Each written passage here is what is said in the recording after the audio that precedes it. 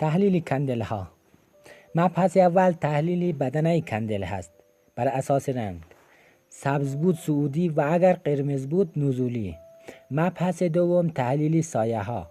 سایه ها کاری به رنگ کندل ندارد. سایه های پایین همیشه صعودی و اما سایه های بالا همیشه نزولی است دوستان.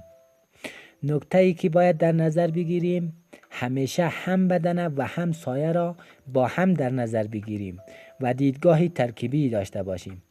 دوستان عزیز هرگز اجازه ندهید که رنگ کندل ها گولتون بزنه.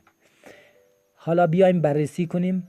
کندل شماره 1 سایه پایین صعودی و بدنه هم صعودی، سایه بالا نزولی. کندل شماره 1 کندل مجموعاً صعودی هست و کندل شماره 2 سایه پایین صعودی و اما بدنه و سایه بالا نزولی که مجموعاً یک کندل نزولی هست. و کندل شماره 3 دوستان عزیز سایه پایین صعودی، بدنه و سایه بالا نزولی که مجموعاً یک کندل صعودی هست.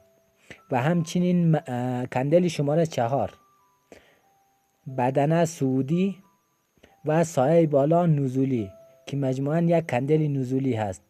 و دوستان عزیز کندل های شماره 5 کندل پایینی، بدنه صعودی و سایه بالا نزولی که یک کندل برابر و بی ارزش است.